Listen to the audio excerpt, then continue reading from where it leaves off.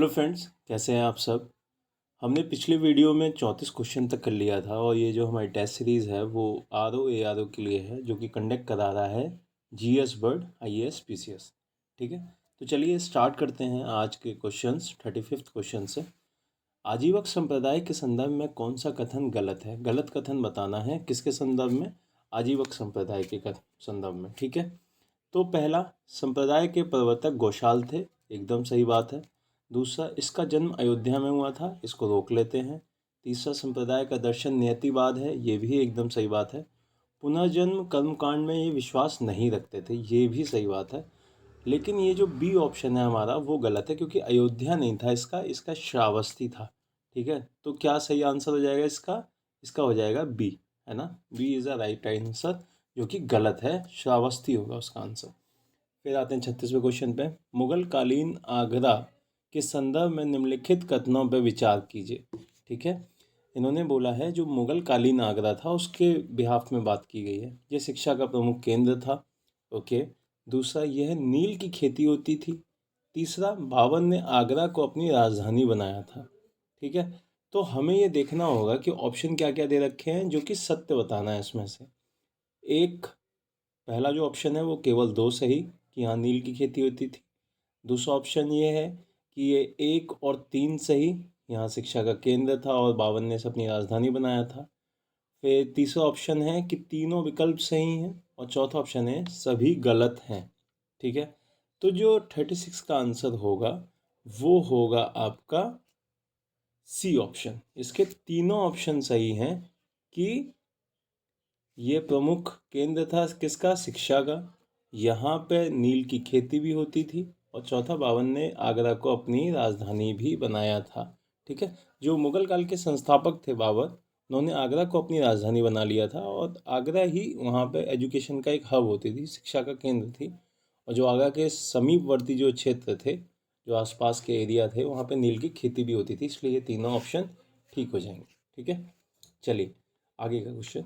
आगरा के प्रसिद्ध मोती मस्जिद का निर्माण किसने कराया। जो आगरा में मोती मस्जिद है वो निर्माण किसके द्वारा कराई गई है, उसका निर्माण किसके द्वारा कराया गया है, तो सबको पता है इसका आंसर शाहजहाँ। ठीक है, मोती मस्जिद आगरा की शाहजहाँ के द्वारा कराई गई है। फिर आते हैं 38वें क्वेश्चन पे। निम्नलिखित में से गलत सूची चुनिए। एक तरफ लोकगीत दे रखे हैं, एक तरफ उसके क्षेत्र दे रखे हैं। ठीक है, तो आपको पता होना चाहिए कि इसमें से गलत बताना है। तो सोहर अवध का है, एकदम सही है। फाग ब्रज का है, एकदम सही है। हरदौल पश्चिमी उत्तर प्रदेश का, ये गलत है, क्योंकि हरदौल आपका पश्चिमी उत्तर प्रदेश का नहीं है, ये आपका वेस्टर्न यूपी का नहीं है, ये आपका पड़ता है बुंदेलखंड के क्षेत्र में। कहाँ पे, बुंदेलखंड में।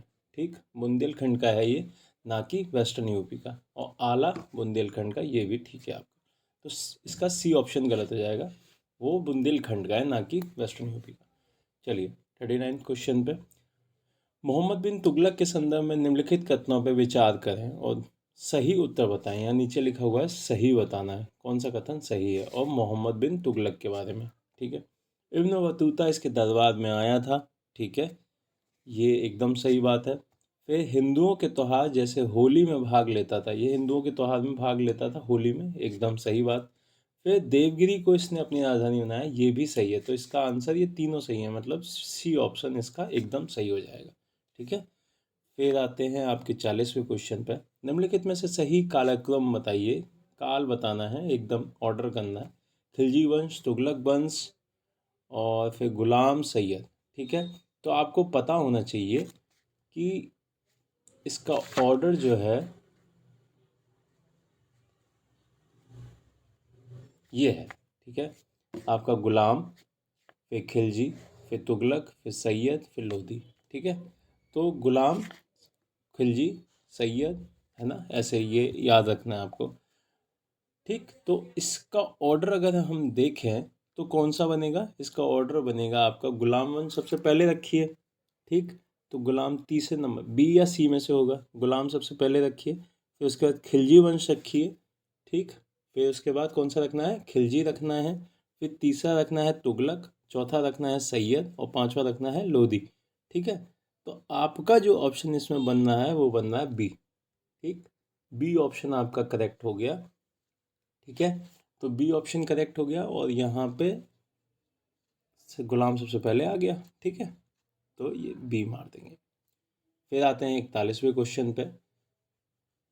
निम्नलिखित युग्मों पे विचार कीजिए। एक तरफ नायक दे रखे हैं और दूसरी तरफ उसके केंद्र दे रखे हैं। ये 1857 की क्रांति का क्वेश्चन है। थोड़ा सा ब्लर है क्वेश्चन, लेकिन अगली वीडियो जो होगी उसमें साफ रखेंगे अपन। ठीक है, तो बेगम हजरत महल पता है आपको, ये कहाँ पे थी?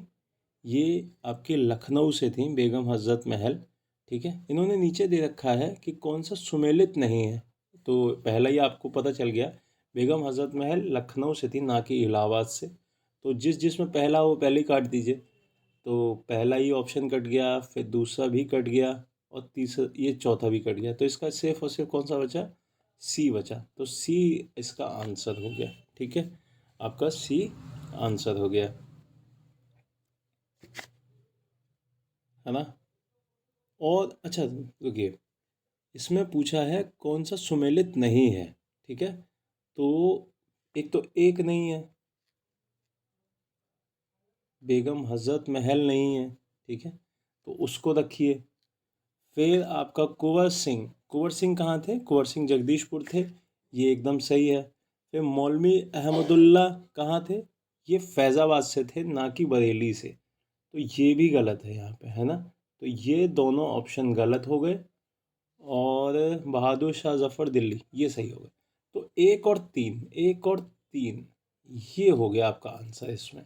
ठीक है, बी ऑप्शन इसमें आंसर हो गया, क्योंकि उन्होंने गलत पूछे हैं कौन कौन से गलत हैं। ठीक है, तो एक और तीन इसमें गलत है। ये फैज़ाबाद से है, वो आपके वो लखनऊ से। फिर आते हैं 42वें क्वेश्चन पे। सन 1904 ईस्वी में क्रांतिकारियों की जो गुप्त संस्था थी अभिनव भारत, उसका गठन किसके द्वारा किया गया था? तो आपको बहुत इंपॉर्टेंट क्वेश्चन है, कई बार पूछा गया है। तो इसका आंसर होगा आपका बी डी सावरकर जी ने। ठीक है, बी डी सावरकर जी ने किया था। और कब की थी? ये की थी 1904 में। ठीक है, 1904 में। फिर आते हैं 43 क्वेश्चन पे। ब्रिटिश सरकार द्वारा बटलर समिति की स्थापना क्यों की गई थी? बटलर समिति की स्थापना किस वजह से की गई थी? क्योंकि बटलर समिति देसी रियासतों के साथ जो ब्रिटिश संप्रभुता की वो थी वास्तविक व्यवस्था हेतु, उसमें ये बता रही थी कि कैसे कैसे इसका मर्ज किया जाएगा। तो इसका आंसर हो जाएगा आपका सी, है ना। सी इसका आंसर हो जाएगा, देसी रियासतों के साथ ब्रिटिश संप्रभुता की वास्तविक व्यवस्था हेतु। ठीक, चलिए 44वां क्वेश्चन। निम्नलिखित में से कौन सा युद्ध वॉरेन हेस्टिंग के काल में घटित हुआ? वॉरेन हेस्टिंग के काल में कौन सा युद्ध घटित हुआ है, तो ये बताना है। ठीक है, तो ये हमें पता होना चाहिए। वॉरेन हेस्टिंग के टाइम में एक तो हुआ है आपका फर्स्ट आंग्ल मराठा युद्ध, है ना। फर्स्ट आंग्ल मराठा युद्ध किसके काल में हुआ है? वॉरेन हेस्टिंग के। तो एक तो बी हो गया इसका आंसर। और एक जो आपका इसमें दे रखा है तृतीय आंग्ल मैसूर युद्ध, वो हुआ है कॉर्नवालिस के टाइम में, तो वो हट गया। ठीक है, द्वितीय आंग्ल मराठा युद्ध जो है वो हुआ है आपका बेलीजली के टाइम में, तो वो भी हट गया। ठीक, तो इसमें सिर्फ और सिर्फ ऑप्शन आएगा केवल दो। तो option A is a right answer, केवल दो। ठीक है, जो तृतीय आंग्ल मैसूर युद्ध है वो है कॉर्नवालिस के टाइम में, द्वितीय आंग्ल मराठा युद्ध है वो है आपका बेलीजली के टाइम में, और प्रथम आंग्ल मराठा जो वॉर है आपकी वो आती है आपके हेस्टिंग्स के टाइम में, वॉरेन हेस्टिंग्स के टाइम। ठीक है, चलिए नेक्स्ट क्वेश्चन। निम्नलिखित में से कौन सा समाचार पत्र एनी बेसेंट के द्वारा प्रारंभ किया गया या कौन से किए गए थे, है ना। एक भी हो सकता है और एक से ज़्यादा भी हो सकते हैं। ठीक, new India, young India, Commonwealth. ठीक है, तो बताइए। तो इसका आंसर हो जाएगा आपका, एक तो न्यू इंडिया स्टार्ट किया था और एक कॉमनवेल्थ स्टार्ट किया था। तो एक और तीन सी ऑप्शन, एक और तीन सी ऑप्शन, है ना। तो ये दोनों अखबार किसके द्वारा स्टार्ट किए गए थे? ये एनी बेसेंट के द्वारा किए गए थे। और यंग इंडिया जो था वो किया गया था गांधी जी के द्वारा। ठीक है, वो किया गया था गांधी जी के द्वारा। चलिए अगला क्वेश्चन देखते हैं। ब्रिटिश भारत के दौरान सत्ता हस्तांतरण के संबंध में निम्नलिखित योजनाओं पर विचार कीजिए और उनका सही कालक्रम बताइए। माउंटबेटन योजना, बेविल योजना, कैबिनेट मिशन योजना, ठीक है। तो हमें ये पता है कि जो बेबल योजना है वो कब है, वो 1945 में है, ठीक है। वो कब है आपकी, एक सेकेंड, वो कब पड़ती है, वो पड़ती है आपकी 1945 में, ठीक है। ये हो गया 1945, ठीक। और जो माउंट बेटन योजना है वो पड़ती है 3 जून 1947, जून 1947। और जो आपकी माउंट बेटन, ओ सॉरी मैंने ये गलत जगह लिख दिया है, इसको मैं हटा देता हूँ, फिर से लिख देता हूँ। जो आपकी वेबल योजना है वो पड़ती है 1945 में, और आपकी जो कैबिनेट मिशन है वो है आपका 1946 में, और जो माउंट बेटन योजना है वो है 1947 में, ठीक है। तो इसका ऑर्डर हो जाएगा 2-3-1, 2-3-1, तो ए ऑप्शन इसका सही आंसर हो जाएगा, ठीक है। आइए 47 देख लेते हैं। निम्नलिखित में से किस राज्य का विलय व्यवगत सिद्धांत के आधार पर नहीं किया गया था, है ना, व्यवगत सिद्धांत के आधार पर नहीं किया गया था। जैतपुर, बराड़, संबलपुर, अवध, ठीक। तो इसका जो सही आंसर होगा वो होगा आपका, एक तो बराड़ का नहीं किया गया है, बराड़ का नहीं किया गया है, और एक आपका अवध का भी नहीं किया गया, कुशासन के आधार पर था ये, ठीक है। तो इन दोनों को छोड़ दीजिए, बाकी का दोनों का मतलब उसका आधार वो था। तो इसका आंसर हो जाएगा 2 और 4, मतलब सी ऑप्शन इसका हो जाएगा, ठीक है। सॉरी। फिर देखते हैं 48वां क्वेश्चन।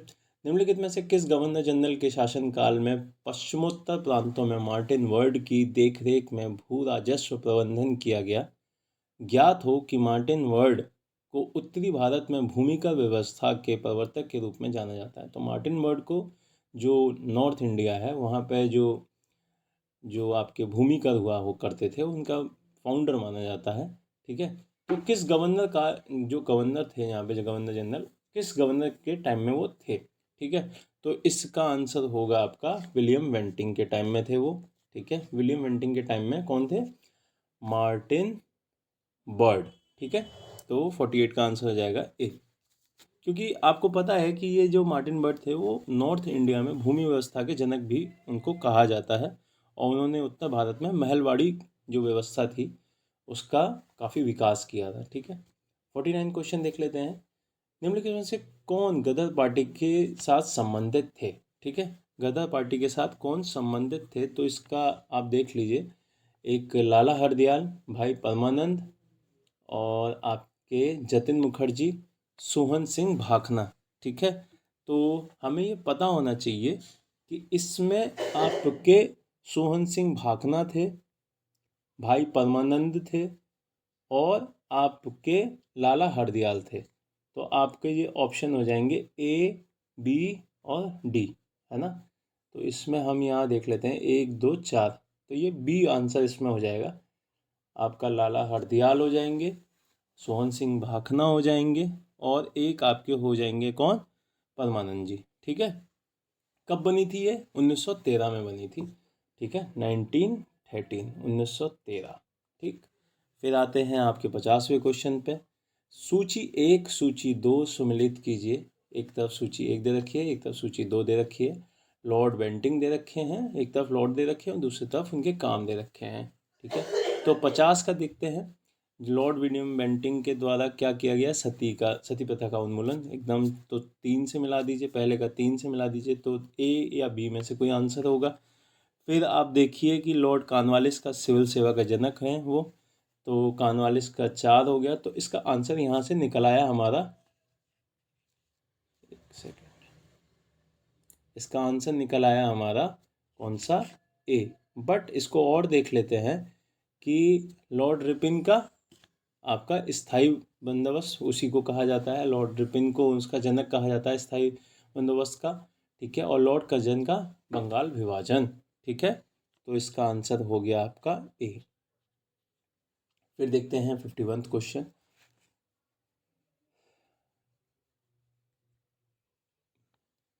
51 में ये बोल रहा है कि एक तरफ पत्र दे रखे हैं और एक तरफ उसके जो प्रकाशन करने वाले थे उनके नाम दे रखे हैं। तो तारकनाथ दास, रामनाथपुरी, लाला हरदयाल, श्यामजी कृष्ण वर्मा। इसमें पूछा है कौन सा सुमेलित नहीं है। ठीक है, तो जो आपका लाला हरदयाल हैं उनका नवजीवन नहीं है, जो आपका सी ऑप्शन है वो नहीं है, क्योंकि नवजीवन किसके द्वारा स्टार्ट की गई थी? नवजीवन स्टार्ट की गई थी गांधी जी के द्वारा। तो ये ऑप्शन आपका गलत हो जाएगा, बाकी के तीनों सही हैं, है ना। तारकनाथ दास जी के द्वारा फ्री हिंदुस्तान स्टार्ट किया था, रामनाथपुरी जी के द्वारा सर्कुलर आज़ादी स्टार्ट किया गया था, और श्यामजी कृष्ण वर्मा के द्वारा इंडियन सोशियोलॉजिस्ट स्टार्ट किया गया था। तो ये सी ऑप्शन आपका गलत हो जाएगा। 52 देख लीजिए, महात्मा गांधी ने 1922 में असहयोग आंदोलन वापस ले लिया, कारण भारतीय लोगों ने राजनीति मामलों में रुचि लेना बंद कर दिया था। तो ये कारण नहीं था कि उसको वापस लिया गया था, है ना, उसका कारण कुछ और ही था कि जिसकी वजह से वापस ले लिया गया। तो इसका आंसर हो जाएगा आपका सी। ए सही है लेकिन आपका उसका कारण गलत है ना। ए सही है, वापस ले लिया 1922 में, लेकिन लोगों ने सहयोग देना बंद कर दिया, रुचि लेना बंद कर दिया, ये इसका रीज़न नहीं था। चौदह चौरी कांड उसका एक रीज़न था, जो कि 5 फरवरी 1922 को हुआ था। ठीक है, उसका रीज़न वो था, चौदह चौरी कांड 1922 5 फरवरी। ठीक है, चलिए 53 देखते हैं।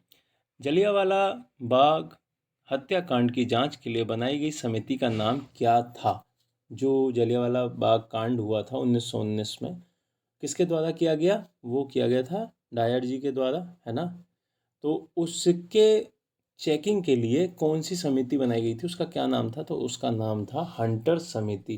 ठीक है, बहुत कंफ्यूजन होता है, एक हंटर समिति है, एक हंटर आयोग है। हंटर आयोग शिक्षा के लिए है और हंटर समिति जलियांवाला बाग जो हत्याकांड हुआ है उसकी जांच के लिए है। ठीक है, चलिए 54वां क्वेश्चन देखते हैं। ब्रिटिश सरकार के द्वारा स्वराज्यों की मांग पर 1919 ईस्वी में एक्ट की कमजोरियों की जांच तथा उसके निदान के लिए गठित अलेक्जेंडर मूडीमैन समिति निम्नलिखित में से कौन भारतीय इसमें शामिल था? जो अलेक्जेंडर मूडी मैन समिति थी उसमें कौन सा इंडियन था? ठीक है, तो ये आप सबको बहुत ज़्यादा इंपॉर्टेंट क्वेश्चन है, ये आपको पता होना चाहिए। इसमें जिन्ना शामिल थे, ठीक है, इसमें जिन्ना शामिल थे, और ये 1919 में बनाई गई थी। ठीक है, जो स्वराज्यों की मांग थी उसके लिए। ठीक है, वैसे इसमें अगर देखे जाएं और जो अदर भारतीय शामिल थे वो 4 इंडियन शामिल थे। एक तो आपका अय्यर साहब थे, सर अय्यर।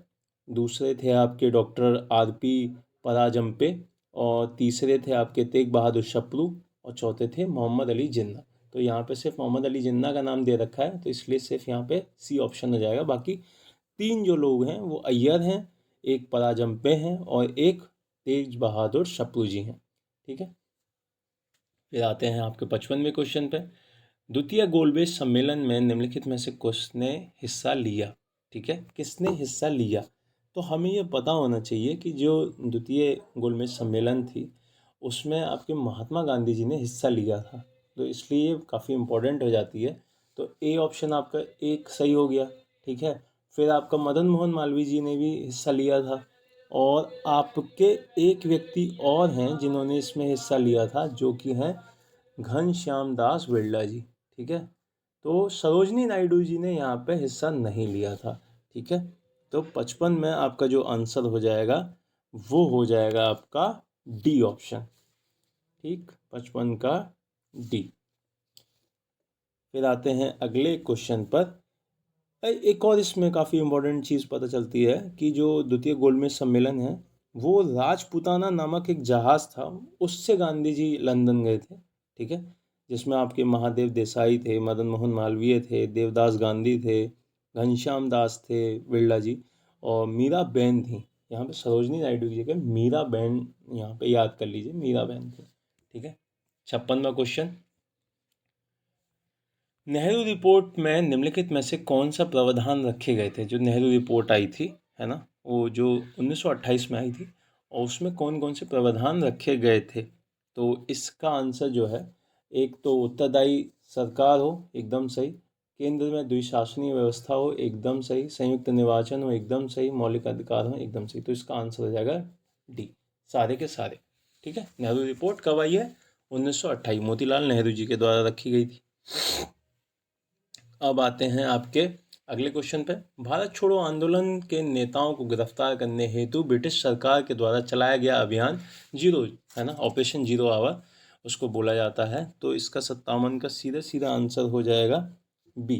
ठीक, ये काफ़ी इजी क्वेश्चन है लेकिन पूछे जाते हैं। ऑपरेशन जीरो आवर जो कि स्टार्ट किया गया था आपका जब आपका भारत छोड़ो आंदोलन स्टार्ट हुआ, तो उसी रात को ये ऑपरेशन जीरो आवर स्टार्ट किया गया था। ठीक है, चलिए अगला क्वेश्चन देखते हैं। 58 में क्या बोल रहा है कि निम्नलिखित में से कौन सा सुधार विपिन के काल में हुआ था? विपिन के टाइम पीरियड में कौन सा सुधार हुआ था? एक एल्बर्ट बेल है, 1881 का प्रथम फैक्ट्री अधिनियम है, वर्नाकुलर प्रेस एक्ट है, और आपके कूट दे रखे हैं एक, एक और तीन, एक और दो, एक दो तीन। तो इसका आंसर हो जाएगा आपका एक और दो। क्यों? क्योंकि आपका जो वर्नाकुलर प्रेस एक्ट है वो इनके द्वारा नहीं किया गया है। एल्बर्ट बेल और जो प्रथम फैक्ट्री अधिनियम है 1881 का, वो इनके टाइम पीरियड में हुआ है। तो एक और दो हो जाएगा, और इसका ऑप्शन हो जाएगा आपका सी। ठीक है, सी इसका ऑप्शन हो जाएगा। सी इसका ऑप्शन हो जाएगा। फिर आते हैं, क्योंकि आपको पता होना चाहिए ना, वर्नाकुलर प्रेस एक्ट है वो 1878 में चलाया गया था, और इसको मतलब समाप्त किया गया था विपिन जी के द्वारा, है ना। विपिन के द्वारा इसे समाप्त किया गया था, ना कि स्टार्ट किया गया था। चलिए फिर इसको देख लेते हैं अगला। सुमिलित कीजिए, एक तरफ मराठा संघ दे रखे हैं और एक तरफ उनके क्षेत्र दे रखे हैं, है ना। तो पहला ऑप्शन है पेशवा, गायकवाड़, सिंधिया, भोसले। ठीक है, और उनके एरिया दे रखे हैं। तो आपको पता होना चाहिए जो पेशवा थे वो पूना में रहते थे, तो एक का हो गया 4, पेशवा का हो गया 4। गायकवाड़ थे वो बड़ौदा में थे, तो दूसरे का हो गया 3। सिंधिया थे ग्वालियर में थे, और भोसले जो थे वो नागपुर में थे। तो पहले का 4 हो गया, दूसरे का 3 हो गया, तीसरे का 2 हो गया, और इसका, तो इसका आंसर हो गया आपका बी, है ना। तो इसका आंसर हो गया आपका बी। बी ऑप्शन इसका आंसर।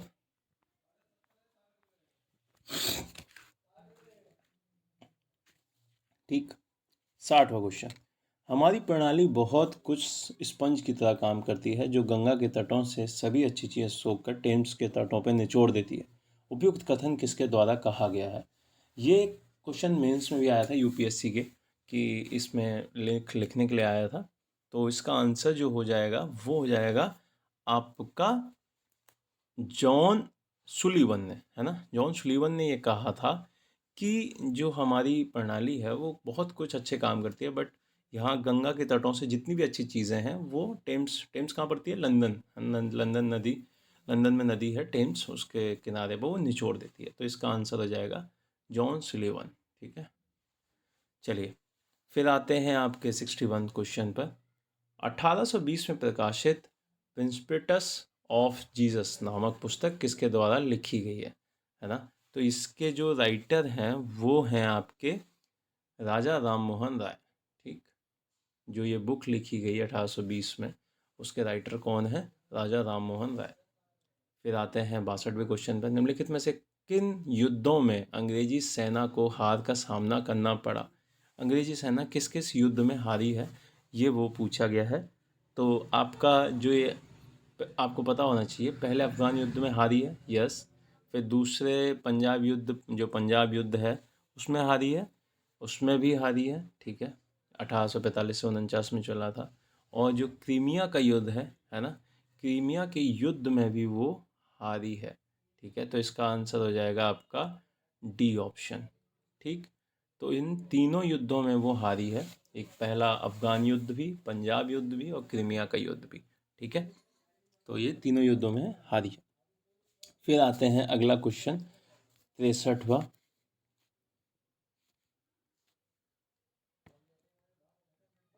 निम्नलिखित में से कौन से जमींदार शासक ने 1857 के विद्रोह को कुचलने में अंग्रेजों की सहायता की? ठीक है, जो कौन कौन सा जमींदार था जिसने 1857 का जो विद्रोह हो रहा था जो अंग्रेजों की सपोर्ट कर रहे थे? ग्वालियर के सिंधिया हैं, और आपका हैदराबाद के निज़ाम हैं, जोधपुर के राजा हैं, भोपाल के नवाब हैं और कश्मीर के महाराजा हैं, पटियाला, नाभा, जिंद के सिख सरदार हैं। तो आप इन छः के छः जो लिस्ट में नाम दे रखे हैं उन सभी को याद कर लीजिए। ये सभी ने अंग्रेज़ों का सपोर्ट किया था। ठीक है, ग्वालियर के सिंधिया ने भी, हैदराबाद के निज़ाम ने, जोधपुर के राजा ने, भोपाल के नवाब ने, कश्मीर के महाराजा ने, पटियाला, नाभा, जींद के सिख सरदारों ने, इन सब ने। ठीक है, तो इसका आंसर हो जाएगा डी। फिर आते हैं आपके 64वें क्वेश्चन पर। निम्नलिखित में से किस अंग्रेज गवर्नर जनरल ने 1857 के विद्रोह में तटस्थ रहने वाले अथवा युद्ध में अंग्रेजों के साथ देने वाले शासकों तथा सरदारों के तूफान के आगे बांध की तरह कार्य किया, वरना यह तूफान एक ही लहर में हमें बहा ले जाता? तो ये किसके बारे में ये मतलब कथन है वो कहा गया है?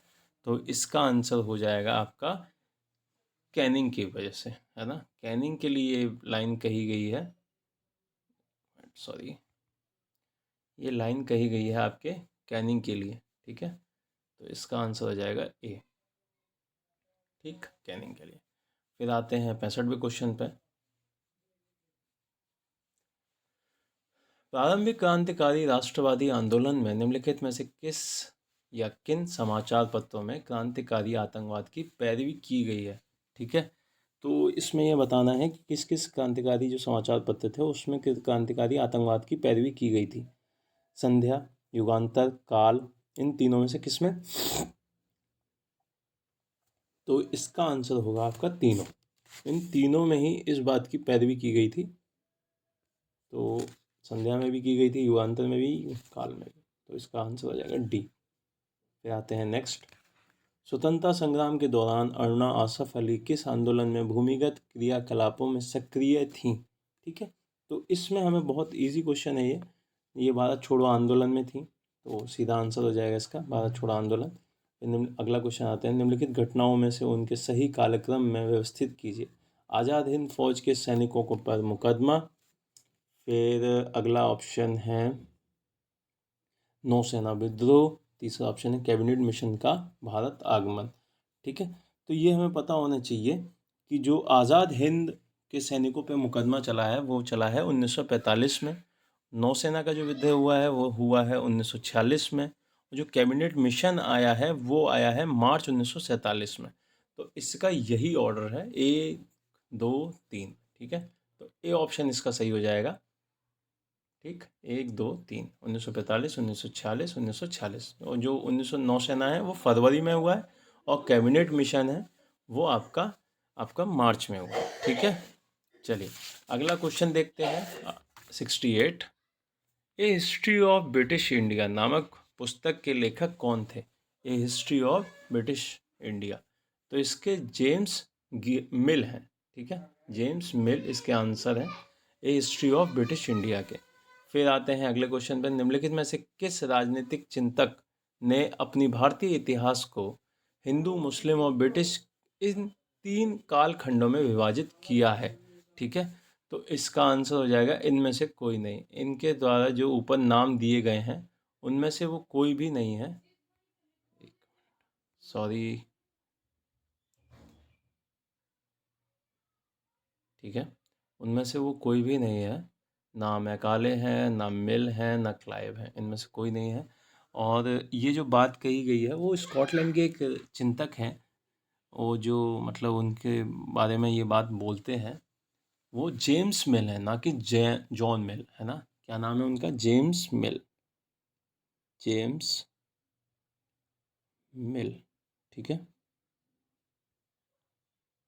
मिल, ठीक, जेम्स मिल के द्वारा कही गई है वो बात। फिर आते हैं, भारत का प्रथम गवर्नर जनरल कौन था? ठीक है, बहुत ज़्यादा इजी क्वेश्चन है ये आपका है विलियम बेंटिंग। ठीक है, विलियम बेंटिंग इसका आंसर है, विलियम बेंटिंग। ठीक है, फिर आते हैं आपके 1883 में ब्रिटिश द्वारा लाया गया एल्बर्ट बिल किस विषय के साथ संबंधित था, है ना। तो इसका जो आंसर था वो न्याय व्यवस्था में कुछ अंग्रेज न्यायाधीशों के साथ हिंदुस्तानी न्यायाधीशों को भी रखा गया, उस बात को लेकर था ये। तो न्याय व्यवस्था के साथ इसका संबंध था। फिर आते हैं, निम्नलिखित में से किस एक्ट के द्वारा भारत में प्रथम विधि आयोग का गठन किया गया था? तो ये 1833 के द्वारा किया गया था। तो इसका आंसर हो जाएगा सी, 1833। ठीक। फिर आते हैं, इंडियन पेट्रियोटिक एसोसिएशन की स्थापना निम्नलिखित में से किसके द्वारा की गई थी? तो इसका आंसर हो जाएगा आपका सर सैयद अहमद खां। ये बहुत अच्छे क्वेश्चन हैं, ये आपको पता होना चाहिए, सर सैयद अहमद खां। तो इसका आंसर हो जाएगा बी। ठीक है। फिर आते हैं अगले क्वेश्चन पे, जो कि होगा आपका 74वां।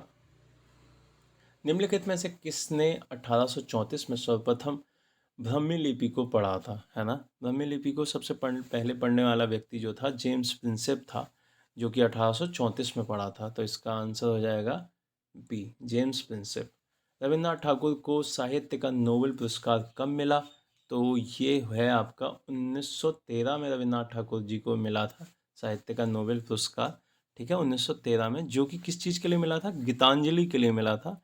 और उनकी ये मतलब बुकलेट थी गीतांजलि, उसमें पोएम्स वगैरह हैं, उसके लिए मिला है। फिर 76 क्वेश्चन, गवर्नर जनरल की कार्यकारिणी के सदस्य बनने वाले प्रथम भारतीय कौन थे, है ना। फर्स्ट इंडियन कौन थे जो कि गवर्नर जनरल की कार्यकारिणी में एक सदस्य बने थे? उसका नाम है सत्येंद्र प्रसन्न सिन्हा, है ना।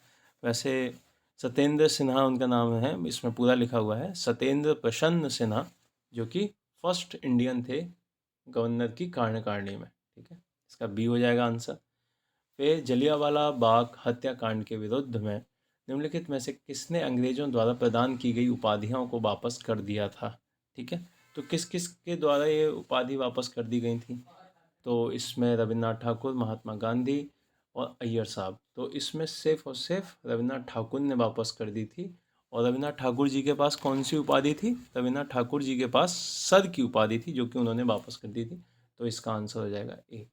फिर आते हैं 78वें क्वेश्चन पे, असहयोग आंदोलन के दौरान निम्नलिखित में से कौन सी रणनीति कांग्रेस के द्वारा अपनाई गई? उपाधियों का अंत, मतदान का बहिष्कार, सरकारी विद्यालयों तथा नौकरियों का बहिष्कार, अदालतों का बहिष्कार। ठीक है, तो ये सारी की सारी चीज़ें आपके असहयोग आंदोलन में यूज़ की गई थी। तो ये डी ऑप्शन हो जाएगा। उपाधियों का अंत भी किया गया, ख़त्म कर दी गई, हटा दी गई। मतदान का बहिष्कार भी किया गया, सरकारी विद्यालयों को और नौकरियों को छोड़ दिया गया, और अदालतों का भी बहिष्कार किया गया। तो ये चारों के चारों पॉइंट एकदम वैलिड हैं। तो इसका आंसर हो जाएगा डी। फिर आते हैं आपके 79 क्वेश्चन पे, कांग्रेस के अंदर पूर्ण स्वराज की मांग को तीव्र करने के लिए इंडियन इंडिपेंडेंस लीग की स्थापना की गई। निम्नलिखित में से कौन से व्यक्ति इससे जुड़े हुए थे? जो इंडियन इंडिपेंडेंस लीग है उसके कौन कौन से व्यक्ति उसके फाउंडर मेंबर थे, ये बात पूछ रहा है। तो इसमें आपके जो लोग थे वो थे आपके जवाहरलाल नेहरू, यस, जवाहरलाल नेहरू थे। सुभाष चंद्र बोस, यस। श्रीनिवास अय्यर, ये भी थे। और सत्यमूर्ति, ये भी थे। तो इसका आंसर हो जाएगा आपका डी, ये चारों के चारों। ठीक है, ये चारों के चारों इसमें थे। फिर आते हैं आपके अगले क्वेश्चन पर, दलित उत्थान के लिए आत्म गौरव आंदोलन का प्रारंभ किसके द्वारा किया गया था? तो जो आत्म गौरव आंदोलन है वो किया गया था ईवी रामास्वामी नायकर के द्वारा, ईवी रामास्वामी नायकर के द्वारा किया गया था। तो इसका सी ऑप्शन इसका सही हो जाएगा। और ये 1921 में स्टार्ट किया गया था। कब? 1921 में। ठीक है, फिर आते हैं अगले क्वेश्चन पे, असहयोग आंदोलन के दौरान बॉम्बे क्रॉनिकल ने ब्रिटिश अत्याचारों की निंदा की थी। इसके संपादक निम्नलिखित में से कौन थे? ठीक है, बॉम्बे क्रॉनिकल कौन चला रहा था उस वक्त? ठीक है, तो इसका आंसर जो है आपका वो है हॉर्मीमैन, बीजी हॉर्मीमैन चला रहे थे। तो B is a right answer. B मतलब बीजी हार्मीमैन ने ये जो बॉम्बे क्रॉनिकल थी वो चला रहे थे, उसके संपादक वो थे। ठीक है, फिर आते हैं 82, निम्नलिखित में से कौन सा वायसराय अफगानिस्तान के प्रति कुशल अक्रियता की नीति से संबंधित नहीं था? इसमें पूछा नहीं था। तो आपको पता है इसमें लॉरेंस था, नॉर्थब्रुक था और मोए था, लेकिन आपका लिटिन नहीं था। तो लिटिन इसका सही आंसर हो जाएगा, लिटिन। ठीक है, सी। फिर आते हैं नेक्स्ट क्वेश्चन पे। निम्नलिखित में से कौन सा आर्य समाज के प्रमुख सिद्धांत है? तो वेदों की सर्वोच्चता, पुनर्जन्म में विश्वास, बहुदेववाद को स्वीकार करना, बाल विवाह और बहुविवाद का विरोध करना। सॉरी। तो इसका सही आंसर हो जाएगा आपका बी, है ना। 1 और 2 और 4, ठीक है। ये सी बात को नहीं मानते थे, ये बहुदेववाद और इसको स्वीकार नहीं करते थे, बाकी वेदों को सर्वोच्चता देते थे, पुनर्जन्म में विश्वास रखते थे और बाल विवाह और बहुविवाद का विरोध करते थे। 1, 2, 4 एकदम सही है, तीसरा गलत है, ठीक है। आज हम 90 तक करेंगे, उसके बाद फिर हम कल की क्लास में करेंगे। फिर आते हैं आपके, हाँ, निम्नलिखित में से कलकत्ता विश्वविद्यालय की प्रथम स्नातक महिला कौन थी जिसने 1890 में कांग्रेस को संबोधित किया था? ठीक है, पहली स्नातक जो महिला थी वो थी आपकी कादम्बिनी गांगुली, जिन्होंने 1890 में पहली बार कांग्रेस को संबोधित किया। तो इसका आंसर हो जाएगा ए ऑप्शन। ये अभी 2-3 क्वेश्चनों में मतलब पेपर्स में पूछा गया था, एक टीजीटी के पेपर में पूछा गया था और एक किसी बीसीएस में भी पूछा गया है, वहाँ पे जस्ट अभी इसी साल पूछा गया है, कादम्बिनी गांगुली, ठीक है। ये पहली कलकत्ता विश्वविद्यालय से स्नातक महिला थी। फिर आते हैं नेक्स्ट क्वेश्चन पर। यूरोपीय कंपनियों की स्थापना के अनुसार उन्हें कालक्रम के व्यवस्थित कीजिए और नीचे दिए गए कूटों में सही उत्तर चुनिए। डैन ईस्ट इंडिया कंपनी, अस्तादो द इंडिया कंपनी, दैस इंडेसो ओरिएंटलेस, बेरिंग द ओस्ट इंडेसो कंपनी। तो आपको ये देख के हैरानी हो रही होगी कि हमने तो पुर्तगाली पढ़ा है, डच पढ़ा है, ब्रिटिश पढ़ा है, फ्रांसीसी पढ़ा है, तो लेकिन ये तो नाम दूसरे हैं। तो ये उनकी बेसिक कंपनी के नाम है जो कि आपको पता होने चाहिए, है ना। तो आपको जो पता होगा कि जो पुर्तगीज़ कंपनी थी उसका नाम था एस्तादो द इंडिया, है ना। तो ये जो कंपनी है बी नंबर वाली, सेकंड नंबर वाली, ये कौन सी है? पुर्तगाल की है, ठीक है। ये कहाँ की है? पुर्तगाल की। और ये कब बनी है? ये बनी है 1946, ठीक है, 1946, ठीक। वो सॉरी, ये आपकी बनी है 1846, नहीं 1946 स्थापना, इसका है 1546, ठीक है। ये सबसे पहले है 46 में। फिर आपकी आती है बेरिंग द ओस्टो, ये आपकी है डच, बेरिंग ये आपकी है डच, ये सेकंड नंबर पे है। फिर आते हैं आपके द गवर्नर ऑफ इंडिया, जो आपकी अंग्रेजी जो कंपनी थी, है ना, इसका नाम है the governor and company of merchant of trading into the East Indies, वो 1600 में है, वो इसमें है नहीं। फिर चौथे नंबर पे आती है डैन ईस्ट इंडिया, जो कि डेनिश लोगों की थी, डेनिश लोगों की, ये चौथे नंबर पे आती है। और फिर पाँचवें नंबर पे आती है कंपनी देस इदेसे ओरिएंटलेस, जो कि फ्रांस की थी, ठीक है। ये आपके आते हैं पाँचवें नंबर पे। तो सबसे पहले 2, फिर उसके बाद 4, फिर उसके बाद 1 और फिर 3। तो इसका आंसर होगा आपका सी ऑप्शन, है ना। सी ऑप्शन इसका राइट आंसर हो जाएगा, ठीक है। तो मैं एक बार फिर से बता देता हूँ, सी ऑप्शन इसका राइट आंसर होगा। फिर आते हैं 46वें क्वेश्चन पे। क्रांतिकारी साहित्य के संदर्भ में निम्नलिखित युग्मों पर विचार कीजिए। पुस्तक दे रखी है और लेखक दे रखे हैं, ठीक है। तो जो इन्होंने नीचे पूछा है सही कौन से हैं, है ना, तो आपको पता होना चाहिए कि कौन कौन से इसके सही हैं। तो आपको पता है कि बम का दर्शन किसका है? भगवती चरण बोहरा का है, ये एकदम सही है। और पाथिर दावी, ये योगेश चंद्र चटर्जी, इसको रोक लेते हैं अगर नहीं पता है तो। बंदी जीवन सचिंद्र सन्याल, ये एकदम सही है। तो 1 और 3 एकदम सही है, ठीक है। तो 1 और 3 या तो तीसरे ऑप्शन में या डी ऑप्शन में। फिर देखते हैं आपके पाथर दावी किसका है ना। तो जो पाथर दावी है वो है आपका शरद चंद्र चटर्जी का। यहाँ योगेश चंद्र चटर्जी है और वहाँ पे है शरद, तो शरद चंद्र चटर्जी का है, ना कि आपके योगेश का, ठीक है। तो ये इसका आंसर हो जाएगा आपका सी ऑप्शन, ठीक। ये बी आपका गलत है। फिर आते हैं 87 पर। निम्नलिखित में से कौन सा या कौन से सत्याग्रह सविनय अवज्ञा आंदोलन के भाग थे या था? तो बाईकोम सत्याग्रह, लाल कुर्ती आंदोलन और घरा सना मार्च, है ना। तो इसमें कौन कौन से इसका सपोर्टिव थे सत्याग्रह सविनय अवज्ञा आंदोलन के? तो आपको पता होना चाहिए कि ये सारे के सारे सविनय अवज्ञा आंदोलन के पार्ट थे, मतलब वो उसको सपोर्ट कर रहे थे।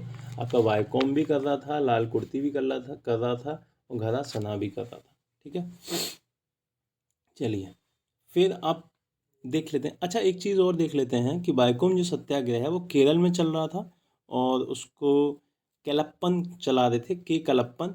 और आपका जो ये लाल कुर्ती है उसको खान अब्दुल गफ्फार खान चला रहे थे। ठीक है, तो ये चीज़ आपको पता होना चाहिए। फिर आते हैं आपके अगले क्वेश्चन पे 88। द्वितीय विश्व युद्ध में कांग्रेस का समर्थन प्राप्त करने के लिए वायसराय लेनिन के एक घोषणा की जिसमें अगस्त प्रस्ताव कहा गया। निम्नलिखित में से कौन सा इस प्रस्ताव का प्रावधान था? अगस्त प्रस्ताव का प्रावधान कौन सा था? ठीक है, युद्ध के पश्चात संविधान सभा का गठन किया जाएगा, भारत के लिए डोमिनियन स्टेट्स का दर्जा दिया जाएगा, भारतीयों को सम्मिलित कर युद्ध सलाहकार परिषद का गठन किया जाएगा। तो इनमें से कौन कौन सी बात अगस्त प्रस्ताव में रखी गई थी?